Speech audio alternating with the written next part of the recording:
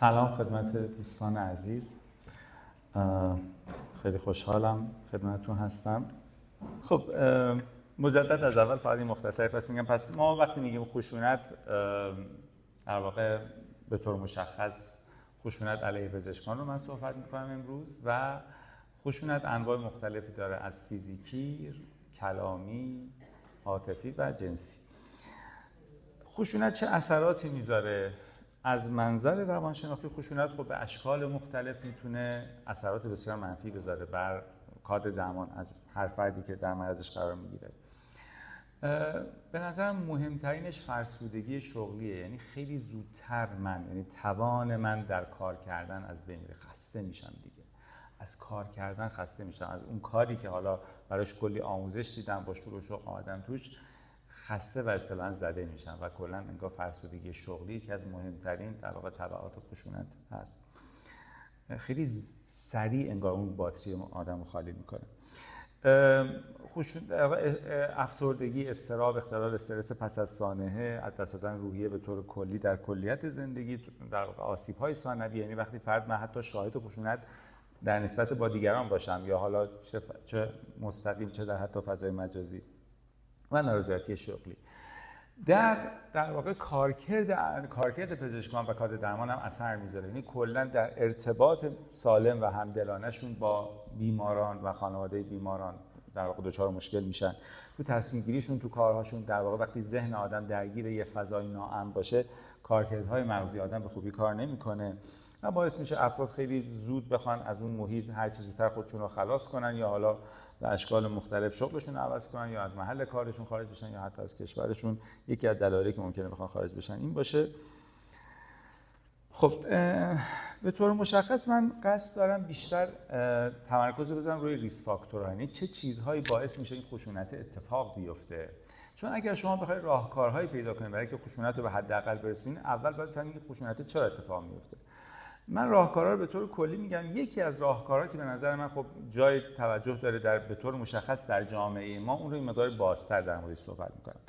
یکی از در واقع اینا چیزایی که میگم عمده پژوهش‌هایی که جای مختلف دنیا انجام شده که چه چیزهایی در واقع نسبت داره با خشونت. یکی از در واقع 4 تا اصلی‌هاشو من میگم. یکی محیط پر استرس، یعنی وقتی فضای کاری که افراد درش کار میکنن فضایی که خیلی فضای شلوغ و در واقع پر مراجعه است، مثل محیط‌های اورژانس و اینها، و خود موقعیت هم پر استرس، یعنی بیماران بدحال خیلی اونجا مراجعه میکنن و به ویژه وقتی نیروی انسانی کم باشه و منابع و امکانات کم باشه، وسیله کم باشه، تخت کم باشه، دارو کم باشه، امکانات کم باشه، خب افراد سر دارو با هم میجنگن یا در واقع تعارض در واقع نسبی وجود داره، یه در واقع تنازع بقایی هست اونجا، چون قصه جونه دیگه. و یکم نیروی انسانی وقتی نیست، وقتی نیروی انسانی نیست، خب طبیعتاً یه پزشک باید جوابگوی تعداد افراد زیادی باشه و هم این خستش میکنه و هم نمیتونه به هر کدوم از اون هر کی آمده اون یه نفر خودش رو میشناسه دیگه و همون عزیزش رو میشناسه دیگه. اون نمیدونه که آقا تو 10 نفر دیگه هم هستن که اونا هر کدوم باز یه عزیزی دارن. هوشنگ ابتهاج میگه که ای برادر عزیز چون تو بسی است، در جهان هر کسی عزیز کسی است. خلاصه هر کدوم از اونا یه همچین ذهنیتی و خب طبیعتا خودشونو وقتی میبینن خب این باره میاد، فشار، تنازع، درگیری و خشونت. و از جمله این که حفاظت کافی هم نباشه، در واقع انگار سکیوریتی و در واقع اون چیزایی که باید حفاظت کنن از پرسنل، از همه افرادی که اونجا هستن، اینم وقتی نباشه خیلی وقتا اینی که یه درگیری لفظی به درگیری فیزیکی منجر بشه خب شانسش خیلی بیشتر میشه. خود وجود افرادی که محافظت میکنن خود این باعث میشه که اصلا خشونت به اون لول اسکلیت و بالا نره. یکی این در واقع شرایط محیطی است. شرایط بیماران هم مثلا بیمارانی که به ویژه مثلا اختلالات روانپزشکی دارن، بیمارانی که سوء مصرف مواد دارن، اختلالات شخصیت دارن، در این افراد هم شانس این که به سمت خشونت برن توی رفتارشون خب خیلی بیشتره. و در همینطور اینی که از طبقات لو سوشیو اکونومیک، یعنی طبقات اجتماعی اقتصادی پایین‌تر وقتی که اونا هستن، اونا هم در واقع در مطالعات دیده شده شانس خشونت بیشتره. بحث بعدی شرایط کلی اجتماعی اقتصادی در جامعه است، یعنی در جامعه‌ای که به طور کلی در اون فضای ناامنی وجود داشته باشه. فضای اینکه یه اشاره اینجا کرد یکی از همین توی یکی از کلیپ‌ها، این یک آقایی که گفتش که وقتی که اینا هوای همدیگر رو دارن، یعنی من در یه جامعه زندگی کنم احساس کنم در این جامعه عدالت اجرا نمیشه من احساس کنم اگه حق خودم نرم به هر طریقی بگیرم، کسی به حق من رو نخواهد گرفت. یعنی احساس به طور کلی حس اینجوری غلبه داشته باشه، یعنی پیشینی تو ذهنم این باشه. در اون زمانی که عصبانی میشم، به جایی که برم حالا میرم شکایت میکنم، به نظر میاد حالا شکایت که فایده نداره، اون در که بسته است، خب از این میرم و به خشونت دست میزنم. یعنی هر کسی عدالت رو میگیره تو دست خودش. در جامعه‌ای که سرمایه اجتماعی، همبستگی اجتماعی و اعتماد اجتماعی کم شده باشه و از بین رفته باشه، خب طبیعتاً افراد وقتی که احساس کنن که اصطلاحاً به طور کلی حس کلی داشته باشن که به کسی نمیشه اعتماد کرد، آدمو که سر بخوام کلاه بزنن، خب طبیعتاً در موقعیت‌های تعارض شانس بیشتری دارن که سری برن سمت تقابل. و همینطور به طور کلی اینکه خشونت یه سکه رایجی باشه. اساساً خشونت کردن در سطوح مختلف، در خانواده، در سطح اجتماع، به اشکال مختلف، از بالا به پایین، از هر کسی که زورش به هر کسی میرسه به هر طریقی بزنه تو سرش. خب منم اگه یه جای دستم برسه، زورم برسه، این کارو میکنم. این که اساساً خشونت یک کاری باشه که میشود انجام داد، یک کاری باشه که ببینی بقیه هر کی زورش میرسه به هر کی زورش میرسه خشونت میکنه.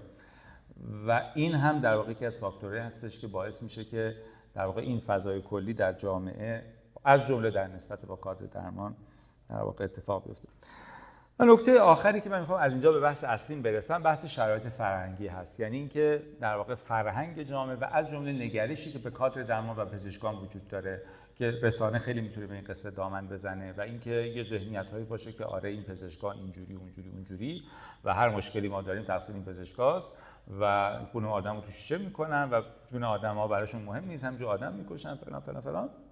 و این حالا تو اشکال مختلف، حالا به هر دلیلی ممکنه که رسانه ها هم این در واقع سود خودشون در این ببینن که به اشکال مختلف در این قضیه بدمند و این قضیه هم وقتی که خیلی فراگیر بشه، ذهنیت اون افرادی که در معرض این هستن اینه که خب این یه فکتیه دیگه و خب طبیعتاً خود این هم وقتی این پرده ها دریده میشه شانس خشونت افزایش پیدا کنه. حالا من از همینجا میخوام در مورد یه بخش فرهنگی خیلی مهمی که به نظر مختص به نوعی جامعه ما و جوامع مشابه جامعه ما صحبت کنم. این به نظر من خیلی نکته مهمیه که به طور مشخص ما حالا همه این فاکتورها رو باید لحاظ کنیم اگر بخوایم که این خشونت رو سعی کنیم کم کنیم، ولی به طور مشخص این جنبه‌ای که در واقع به لحاظ فرهنگی در جامعه ما در حال حاضر وجود داره خیلی نکته مهمی و اون اینه که جامعه ما یه جامعه‌ای هست در حال گذار به جهت فرهنگی. یعنی در جامعه ما در زمانی نه چندان دور یه سری قواعد و یه سری ضوابط و یک اصول ارزشی حکم فرما بوده که غلط و درست جامعه رو اون تعیین می‌کرد و اونها دیگه الان اصطلاحاً هنوزشون رنگی نداره. در واقع اون چارچوب‌های ارزشی داره فرو می‌ریزه در جامعه ما، در حال گذار فرهنگی هستیم و هنوز چارچوب‌های جدید فرهنگی هم در واقع ستون‌های فرهنگی جدیدی هم شکل نگرفته که سازوکار روانی افراد مبتنی بر اونها غلط و درست رو بخواد تعریف بکنه.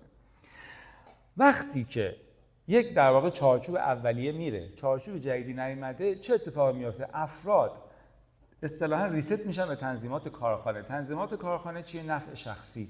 یعنی من در هر موقعیتی اون چیزی که خوب یا بد رو بر اساس نفع شخصی خودم در واقع تعریف میکنم. قواعد و ضوابطی وجود نداره غلط و درست من بگه دیگه، هر چی به نفع من باشه خوب، هر چی به ضرر من باشه بد. و این در واقع به یک پدیده‌ای بدل میشه که اصطلاحاً ما توی رواندرمانی بین فردی که انگار یه رویکردی است برای اینکه در واقع تعارضات بین فردی رو مثلا در یه جنبه‌ایش که میخواد حل و فصل کنه، میگه علت تعارضات انسان‌ها یه مفهومی است به نام non-reciprocal role expectations. یعنی چی؟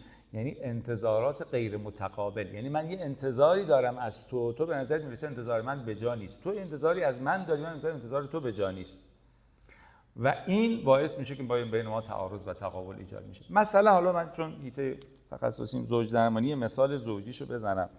مثلا به لحاظ زوجی در چارچوب‌های فرهنگی گذشته نقش زن و مرد مشخص بوده دیگه. مرد مثلا فرض کن وظیفه اقتصادی به عهده‌اش بوده، از طرفی خب در واقع جنبه‌های حقوقی بیشتر در واقع حالا مثلا یه سری حقوقی داشته که زن نداشته و برعکس خب زن اون حقوق رو نداشته، در ازاش به حال در واقع وظیفه تامین اقتصادی به عهده اون نبود. همین در واقع جنبه ساده. خب خیلی وقتا الان دعوای خیلی از زوجا سر همینه. یعنی چون نه قواعد قبلی به طور کامل الان افراد بهش اعتقاد دارن و پایبند هستن و نه قواعد مدرن به طور کامل صورت گرفته. برای همین مثلا فرض کن که مرده تو ذهنش اینه که، یعنی در واقع جایی که اون ملاک وقتی میشه نفع شخصی اینجوری میشه، وقتی که مثلا بدونی که قصد بدی داشته باشن یا سوء نیتی داشته باشه، واقعا مغز اینجوری کار میکنه. یعنی مرده مثلا تو ذهنش اینه که خب همون در واقع ذهنیت قبلی، یعنی تو اینجا ذهنیت قبلی این تیکش به نفعشه دیگه، مرد باید رئیس خانواده باشه، مرد هر چی میگه، من مردم، من میگم، من تصمیم میگیرم. مثلا از اون طرف زنه اونوره زن نگاهه میشه مدرن اینجا، نه کی گفته جایگاه برابر، حقوق برابر، جایگاه همه چی باید برابر باشه. باز از اون طرف تو مسائل مالی میریم، خیلی وقتا میبینی خانومه انتظار داره که مسئولیت مالی به عهده مرد باشه، مسئولیت مالی رو مرد به عهده بگیره و اگه مثلا پولی هم خانومه در میاره مال خودش باشه و اینها. از طرفی باز اینجا مردی میگن با یه زن مدرن ازدواج کردم، نه خیلی جایگاه مالی، هر کی وظیفه مالی برابر، هر کی منم سهم تو هم میذاری، تو هم منم از تو زد میخوام مهریه بگیرم، اصلا حالا که اینطور شد. ببینید انگار هر جایی هر کسی ناخودآگاه ذهنش میره این که اون چیزی درسته که به نفع منه. اگه توی حالا چارچوب قدیمیه، تو اون چارچوب قدیمی مثلا مرده این که جایگاه حقوقی بالاتر داره رو به نفع خودش میدونه، اونو انتخاب میکنه، خانم این که مثلا وظیفه مالی به عهده مرد هست و این باعث اصطلاحاً همون تعارض میشه که گفتیم. یعنی چارچوب‌های فرهنگی قدیم به جدید تغییر کرده، انگار چارچوب‌های قدیمی داره تغییر میکنه، چارچوب‌های جدید هنوز حاصل نشده و افراد در موقعیت‌هایی که منافعشون به تعارض میفته هر کدوم نفع شخصی خودشون رو ملاک ارزش قرار میدن. یعنی این اتفاقی که به طور شایع می‌بینیم. حالا تو کار پزشکی چی جوری میشه؟ در واقع در نسبت به پزشکان چی میشه؟ در چارچوب‌های فرهنگی گذشته شما بگو مثلا 70-80 سال پیش قشنگ، یعنی اینقدر بریم عقب که دیگه بدیهی بشه که این گونه هست. تصویری که از پزشک طبیب وجود داشته، یک فرد حکیم در واقع دلسوز، مهربان، شفابخش، همه چیز دان، اصطلاحاً دانای کل، خیرخواهی که کل زندگیشو میخواد وقف کنه برای کمک به دیگران و مثلا دیگه مدل آلبرت شوایتزر یا مدل دکتر شیخ خودمون، انگار این ذهنیت پزشکی. و اگر کسی هم میخواست بره پزشکی و اینا رو دنبال کنه همچین چیزی، حالا یا به لحاظ علمی خیلی دیگه میخواست عمرش رو وقف علم بکنه یا میخواد عمرش رو وقف انسانها و اینا بکنه. تصور کلی، یعنی در واقع یه چیزی، یه در واقع ردای مقدسی که احترام و اعتماد، یعنی من دکترم دیگه، من دکترم هر چی من میگم درسته و اونم هر چی میگفتن چشم. و اصلا مریض هم از خودش اصلا نظر نداشتی که شما هر چی بگی، هر چی شما صلاح میدونی، من که چه میدونم شما، اونم همین، یعنی پزشک هم ازش میگه. و این دوتا احترام و اعتماد هم در واقع چیزی در اون ردای مقدس بدیهی قلمداد میشه. خب این چارچوب قدیمی بود و خب پزشک هم بر همین منوال میامد پزشک میشد و هم پزشکی میکرد، مریض هم با همین منوال با پزشکی مواجه میشد و همون احترام و اعتماد و خب این ترانزکشن کار میکرد. خب این آمدیم جلو. الان وقتی که یک دانشجوی پزشکی میاد پزشکی، دیگه در خیلی از موارد دیگه این تصوره به این صورت وجود نداره. یعنی وقتی تصویر پزشک شدن میاد اینه که یه شغل با پرستیژ، ماشین فلان، خونه بهمان، ویلای اینجوری، سفر اونجوری. یعنی از پزشکی یک شغلی که واقعا پرستیژ داره و پول داره، درآمد داره، اینجوری داره. اینی که من قراره برم خودم رو فدا برم توی روستاها همینجور به آدما خدمت کنم بدون یک ریال چشم داشت و فلان، اینا افرادی ممکنه این گونه باشن ولی نگاه غالب این نیست. هست ولی نگاه غالب نیست. یعنی در واقع پزشکی تبدیل شده در نگاه بسیاری از افرادی که تو این زمینه هستن به اینکه سرویس پرووایدر هستن. من میام یه توی رشته در واقع درس میخونم، تخصص میکنم، بعدش هم میخوام برم کار کنم، پول در بیارم و زندگی خوبی داشته باشم و مرفه باشم. این نگاهی که به طور غالب وجود داره. خب این تغییر اتفاق افتاده و تا اینجاش که خب این روالیه که خب به طور تغییرات جامعه و خیلی چیزا عوض شده. از جمله این تو پرانتز یه اتفاق دیگه هم افتاده و اون انفجار اطلاعات. یعنی اینکه اون نگاه پترنالیستی که من میدونم تو چه میدونی، من دکترم یا تو، من صلاح میدونم تو دیگه چی میگی، این نگاه هم دیگه به این صورت وجود نداره. یعنی اگر که پزشک یه چیزی بگه، بیمارم سریع موبایلش دم داره، حالا آپ تو دیت هم نداشته باشه، چت جی پی تی دیگه حتما داره، میزنه میگه نه اینجاش اینجوری نیست، من خودم رفتم تو اینترنت زدم این دارو که شما دادین اشتباه بوده، این فلان اینجوریه. یعنی در واقع اون هیمنه و تسلطی که منحصر به پزشکم بود دیگه نیست. و اون نگاه پترنالیستیکی که من چون پزشکم من باید بدونم تو نمیدونی، اون نگاه هم اصلا تو خود نگاه پزشکان هم دیگه نیست که آقا دیگه مثلا اطلاعات اختیار میذاری، خودت تصمیم میگیری میخوای چیکار کنی. اون میگه شما چی سلام میدونی، من نمیدونم دیگه، این اینجوری، اگه میخوای این کار بکنی اینجوری، میخوای کار بکنی اینجوریه، اینا خودت باید تصمیم بگیری. یعنی اون جایگاه هم دیگه در نگاه پزشکی مدرن دیگه به اون صورت والدگونه دیگه وجود نداره. و خب اینا به تبعش انتظارات هم، خب پس اون میره در جایگاه مشتری قرار میگیره دیگه. من الان خیلی خب تو سرویس پرووایدری، منم کاستمرم دیگه، تو داری خدمات داری میدی، منم مشتریم. خیلی خب این در واقع اگه من مشتریم، خب باید در واقع خدمت خوب میخواد به من ارائه بشه، استاندارد، و بعدم دیگه خب میزنم تو اینترنت و من باید ببینم تو عین اون چیزی که باید به من ارائه بدی. یعنی اینکه دیگه من بسپارم دست تو خودت میدونی هم دیگه وجود نداره. خب حالا اینو بیاریم تو همون چارچوبی که داشتیم صحبت می‌کردیم اون در مورد رابطه مثلا مرد و زن که تغییر کرده. حالا مثلا اینجا از این طرف یه پزشکیه که از طرفی اون نگاه قدیمی، هر کی گفتیم وقتی که چارچوب‌ها تغییر میکنه و هنوز چارچوب‌های جدید تثبیت نشده، نفع شخصی ملاک میشه. پزشکی در نگاه خودش یکی اینه که آقا من جایگاه تقدس دارم، یعنی اون نگاه هنوز تو ذهن پزشکا هست که من صرفاً به خاطر این پزشکم یه احترام و تقدس و اعتمادی باید اتومات به من وجود داشته باشه ته ذهن. از طرفی اونم تو ذهنشه که نخیر، من مشتریم، پول میدم به تو عملاً در واقع استخدام میکنم تو و بعدم طبق این چیزایی که خودم من بلدم دست خودم هست اطلاع میتونم قشنگ تو رو چک کنم، تو باید خدمت من رو بدی، من مشتریم، customers always right، حقم همیشه با مشتریه. این خبرا نیست، تقدس و اینا خبر نیست. از اون طرف باز اون ور قصه بری، پزشکه به اون نگاه میکنه آقا تو مشتری اومدی خدمت بدی پولشو بده، اینجوری نیست که مثلا من همینجوری هر وقت دلت تو بخواد به هر شکلی تو بخواد، من مثلا خب من وقت خودم مال خودمه، تا استراحت خودم مال خودمه و شرایط خودم و همینطور برای کاریم که میکنم در ازاش پولم باید بگیرم. اون از اون تو ذهنش آقا تو چی جور پزشکی هستی؟ پزشک باید از خود گذشته باشد، پزشک باید فلان باشد، پزشک نباید به فکر منافع مالی خودش باشد فلان اینا. یعنی باز اینجا میبینید انگار این تعارض منافعه وقتی که یه جای کار بیخ پیدا میکنه باعث میشه که هر کسی در اونجا وقتی که این در واقع گذار فرهنگی داره اتفاق میفته به این شکل در واقع همون چیزی گفتم در واقع non-reciprocal expectations ها یا انتظارات نامتقابل اینجا مسئله ساز میشه.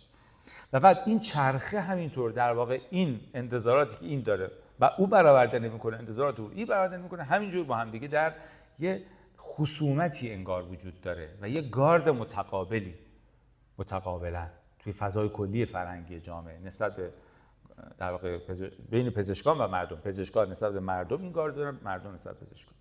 خب بعد دیگه جدای از این فضا اون خشونت رو بیاد، خب طبقه چرخه خشونت میشه دیگه انگار.